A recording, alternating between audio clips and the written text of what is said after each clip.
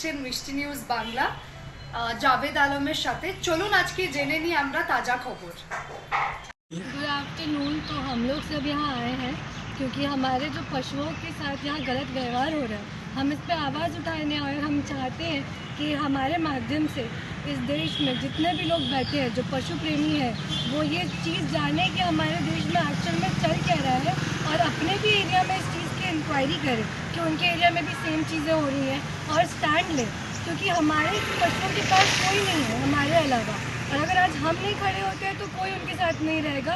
उनके तो ऐसे बिना वो बोल पाते हैं ना वो कंप्लेन कर पाते हैं, कुछ नहीं कर पाते हैं। हमारा ये कर्तव्य होता है कि ऐसे बेजुबानों के लिए हम सारे खड़े हों। हमारा रीज़न सबसे पहला आने का यहाँ पे ये है कि हर साल टेंडर निकलता है। हर साल टेंडर इस चीज़ का निकलता है कि नसबंदी, कुत्तों की नसबंदी करना हर एक ज़िला में ज़रूरी है as per the government of India. Supreme court में 2025 में सुओ मोटो केस हुआ था जिसका हियरिंग पे यही बात सुनी जा रही थी कि स्टरलाइजेशन कहाँ कहाँ नहीं होता है, क्यों नहीं होता। एरिया के कुत्तों का नसबंदी करवाने के लिए एक सर्टेन अमाउंट दिया जाता है जो हमारे टैक्स से निकल के उनको मिलता है। अब हमारे झारखंड क्षेत्र का इशू ये है कि अगर आप सुओ मोटो केस की हियरिंग सुन रहे थे या अगर आप उसके बारे में रिसर्च करोगे तो आपको पता चलेगा 1.89 लाख डॉग झारखंड सरकार ने क्लेम करा नवंबर से जनवरी के बीच में उन्होंने इनकी नसबंदी कराई है।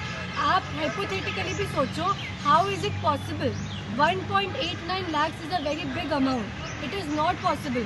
जब सुप्रीम कोर्ट ने झारखंड सरकार को बोला कि अगर आपने ऐसा करा है आप हमें एफिडेविट दिखाओ कि ऐसा करा है, झारखंड सरकार से कि हमारे पास तो ये चीज़ें नहीं हैं, हम इनकॉम्पिटेंट हैं आपको एफिडेविट प्रोवाइड करने में। आज उस केस को हुए 6 से 7 महीने हो चुके हैं। I am filing RTI। मेरे RTI का आंसर मुझे आज तक नहीं मिला है कि कहाँ है वो फंड्स, मुझे एफिडेविट नहीं मिल रही है।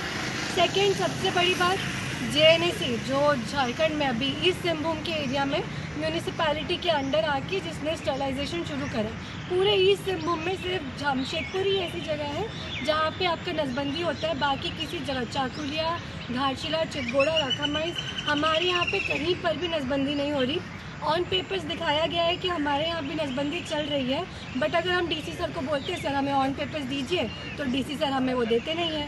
सेकेंड ऑफ ऑल, इनका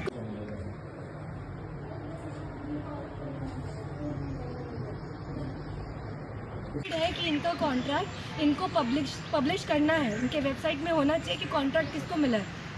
हम मेरा NGO का नाम पता ना, हमारे को लीगल कॉन्ट्रैक्ट दिख रहे हैं, ना कितने फंड्स ये हर साल डालते हैं हमें वो भी नहीं पता।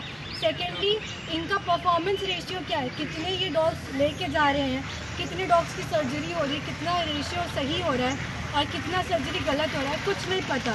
परफॉर्मेंस इंडेक्स नहीं पता। अब एक और चीज़ गिनी जाती है कि फॉर एग्जांपल आपके जमशेदपुर में 50 कुत्ते हैं, 50 कुत्ते कितने बच्चे देते हैं, एवरेज कितने बार बच्चे देते हैं, ये सारी चीज़ें देख के स्टरलाइजेशन करा जाता है कि हमारा स्टरलाइजेशन करने का जो रेट है, रेशियो, वो ज़्यादा होना चाहिए बच्चे करने का रेशियो से। बट हमारे को ये भी नहीं बताया गया है कि यहाँ पे कितने स्टरलाइजेशन हो रहे हैं, किस रेशियो में कुत्ते हैं।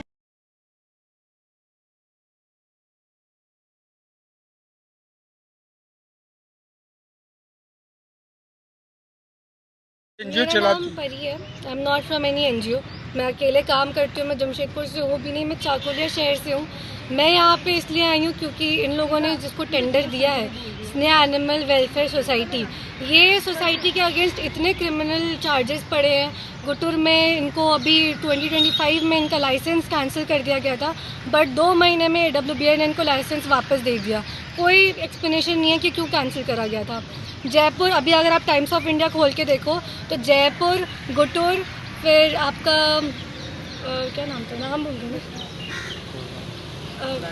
गए, गुजरात, राजस्थान एंड छत्तीसगढ़ और 3-4 ऐसी जगह है जहाँ पे ना, सोनीपत, ये सारी जगह पे इनको कैंसिल करा गया है। बट इसके बाद भी ये आप लोग क्या अभी टेंडर डाल रहे हैं। हम ये चाहते हैं कि आप इस पे इन्वेस्टिगेशन करो। जब एक NGO पे इतनी बार आपको क्रिमिनल चार्जेस लग रहे हैं, जयपुर बोल रहा है 70 लाख रुपीज़ का इन्होंने घपला करा है जिस पर इन्वेस्टिगेशन चल रही है, आप एक ऐसे NGO को टेंडर दे कैसे सकते हो? आप इस पर इन्वेस्टिगेशन करो, आप टेंडर चेंज करो। मैं GS सेंचुरी से आई हूँ। मैं उनको रिप्रेजेंट करती हूँ। एक्चुअली हमें ये जो जानवरों के साथ ऐसा हो रहा है, हमारे जियो सेंचुरी में क्या होता है, वहाँ पे कुत्ते जो है उनकी ना मतलब लाइक उनको कुछ भी होता है ना तो पता चलता है कि उनको क्या हुआ है, ठीक है, इन्फॉर्म किया जाता है। वहाँ पे जिसको स्टरलाइजेशन सेंटर में क्या होता है, कुत्ते अगर वो लोग मार देते हैं, वो लोग भगा देते हैं, वो लोग बोलते नहीं है, उन्होंने मार ही दिया है ना, तभी वो नहीं बता रहे हैं।